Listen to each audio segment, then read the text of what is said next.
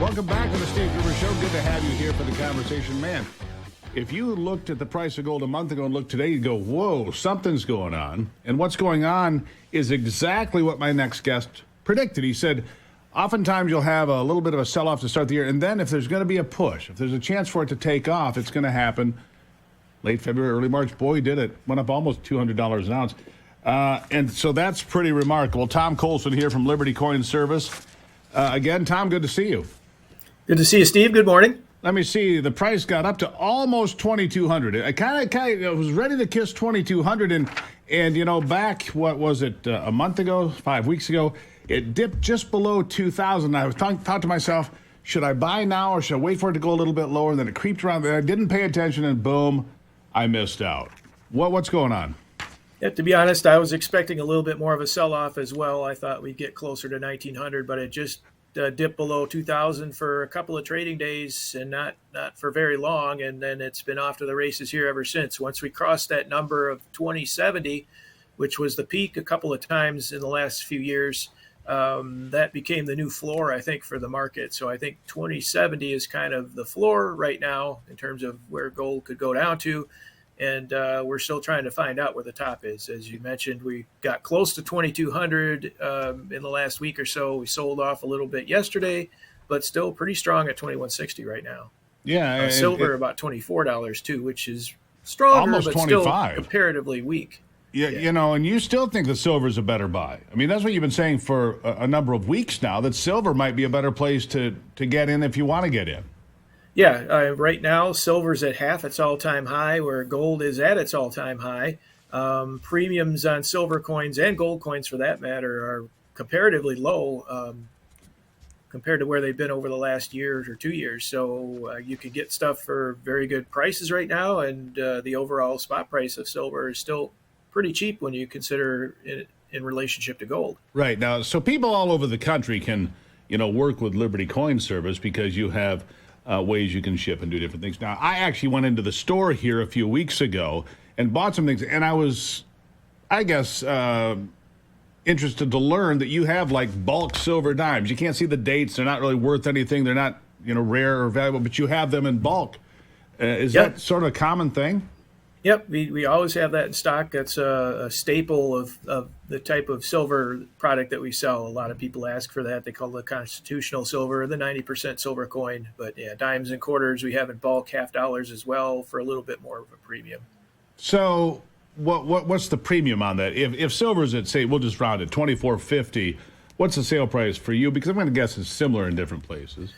If you're buying it in quantity, I think at our bag lot, which is a fairly large lot, it's I think about $1.89 over spot, which compared to other forms of silver is quite cheap. And you're talking, I think it's about a 7% premium roughly. Right. So just buying a bulk sack of dimes, which, if there was a black market or there was a crisis, those are pretty easy things to trade around, and people have value in them. Doesn't matter if they see the date or not. All right, let's talk about some silver coins. That's good. That's good information to know. So before I let you get off the subject, though, where do you see it going then? Silver, gold, we staying here, we going up? Well, my initial guess was that we'd push to about 2,400 on gold. I still think that's probably the truth, and I think we'll see it sometime in the next several months. I don't know how long it's going to take. There's always fits and starts here, but I see that as an attainable goal for the next leg up on gold. And again, support at 2070. So if we get any drop below 2070 for any period of time, I'd reassess. But right now, that's what I'm thinking. All right. For silver, I think 26 is kind of the ceiling in the short run, because that's kind of been an area of resistance in the past. If we can break over that 26 number, then I think it has some room to run up to 30. But until we do that, I don't see it going much above the 26 number. Sticking right where it is. All right. Let's talk about a silver dollar from 1922 as our first coin up today. And remember, you can always send your pictures if you got coins at home and you don't know what they're worth, or you've got other collectibles and valuables. Tom knows a tremendous amount of things about collectibles. Coins at stevegruber.com, the email to send it to. And the first one is a silver dollar from 1922. It's worth its weight in silver for sure. What's this coin? At least, yeah, that's a 1922 peace dollar. The second year they made that to basically commemorate the end of World War I, as you see peace down on the bottom where the eagle's sitting on the top of the mountain. They're very collectible. They do trade for a little bit more than their silver value. The actual silver value right now, I think, is about $17. And on a retail basis, those sell for just a shade under $30. Typically, so very collectible. We buy them around the 20-25 range is where we're buying them at too. There you go. All right, so we're going to go back deep in time for this next coin. Not an American coin. I can barely identify what it is, but that's why I bring you in, Tom. Well, yeah, this is an ancient Roman coin. It's a sestertius, which is a large bronze coin of Julia Domna. She was the wife of Septimus Severus, who was the Roman emperor from 193 to 211 A.D.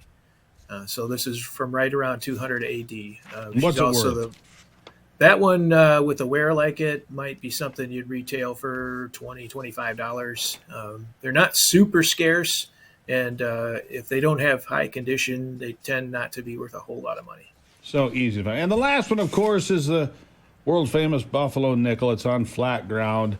Can't see the date. Cool thing to have, but is there any value to it? Yeah, this is pretty common. The date was on a high point of the coin, so typically a lot of times you'll see them worn off, so you can't read the date. In that condition, they're something we buy for around 10 cents, and they sell for 15 or 20 cents. A lot of